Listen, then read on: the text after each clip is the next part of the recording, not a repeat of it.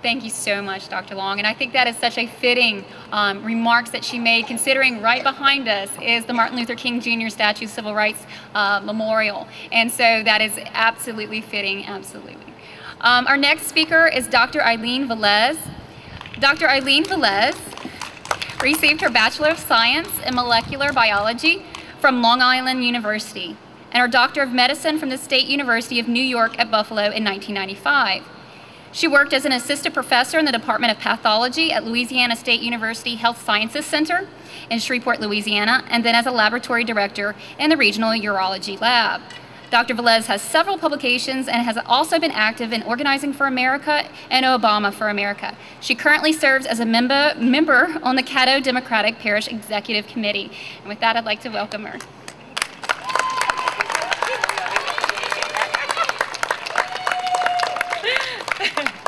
I need to laugh because I'm like, why do you want me to speak? I don't have the credentials of all these other speakers, but I'm a woman, and we're here to stand up for our rights. So are we ready to rock? Are we? Let's go, yeah. Okay, here we go. This is my first time speaking, so I'm nervous. All right. Women make up 50.8% of the US population of over 300 million. Yet in 2011, women hold 89 of 535 seats, which is 16.6% of the US Congress. In 2011, women held 21.6% of the available statewide positions. In the state of Louisiana, women hold only over 11% of the state legislative positions. In Louisiana, 1 in 4 women are uninsured. Barely 1 in 5 has a healthy diet. And 19% of women live in poverty, second only to the worst-ranked state, Mississippi. Women's median earnings are among the worst in the nation, about $30,600. And only 22% of women have a 4-year college degree. How can we transform this situation in our country? Someone told me that the 21st century was the century of women. Does this mean that the 21st century would be a time that women will no longer have any problems? No. It means that the 21st century will be a turning point in history. Or do we mean her story? It is a time for women to unleash their innate abilities and boundless potential to help solve problems in the world. Women really know how to solve problems on a daily basis, especially you moms out there. However, we need to take our capabilities to the next level. Women need to take leading roles in the quest for national and global security, as well as equal rights. The continuing empowerment of women throughout this country is a key to solving this country's most pressing issues: economic equality, access to quality education, access to quality health care, including reproductive health, the environment, and last but not least, our children's future. Notice how I keep mentioning quality. Women deserve quality. To become leaders, we need our voices to be heard. For our voices to be effective, we should learn a Buddhist concept called many in body, one in mind. Many in body refers to people's diverse personalities and characteristics.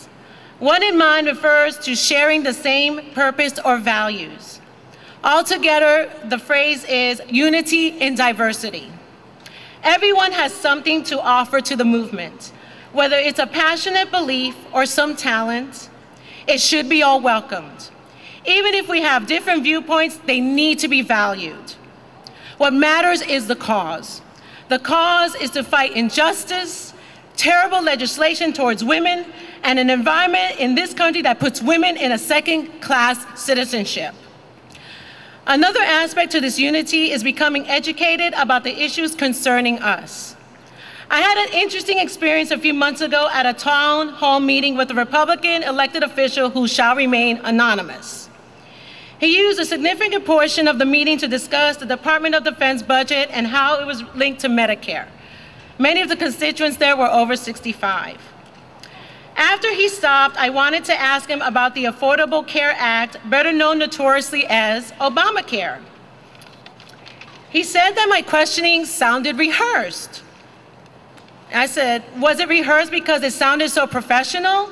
Was it impossible to fathom that a 5'2" Latina in Louisiana would know what to ask and call the law by its appropriate name?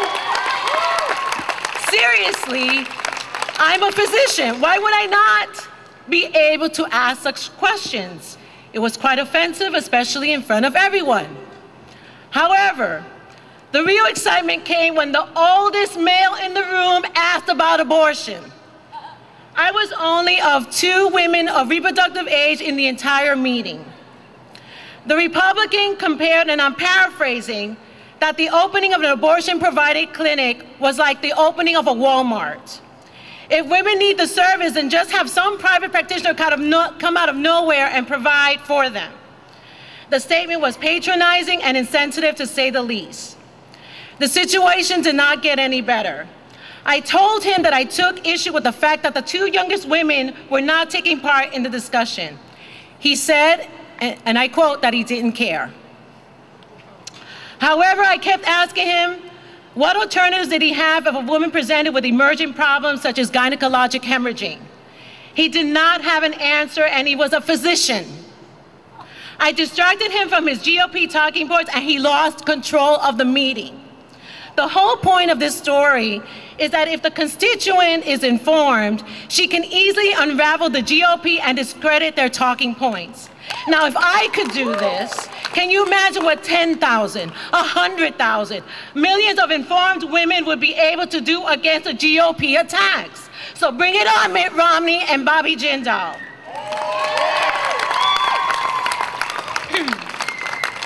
Dialogue is another part of unity. We need to discuss and share ideas. Some ideas will be great and others not so great. It doesn't matter as long as we are talking to each other.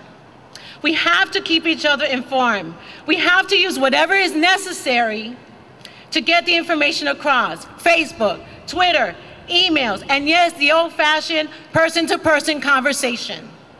We need to pay close attention to what the news media is saying about politics in general, whether it's true or false. If the story sounds questionable, then we need to investigate it.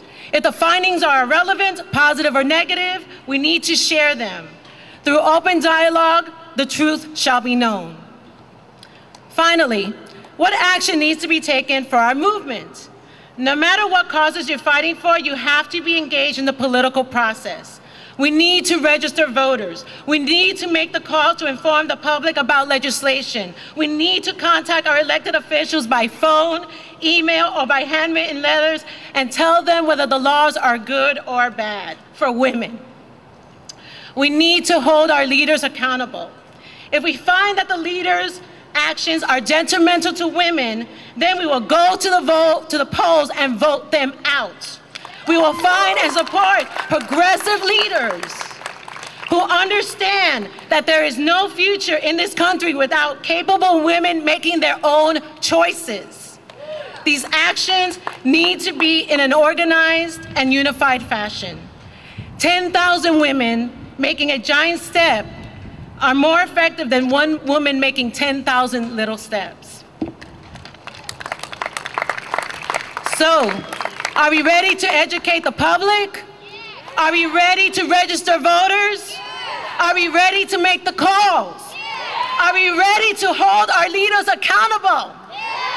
Then, with the concept of money in body and one in mind, let's make her story and go to work. I will see you at the polls in November. Thank you.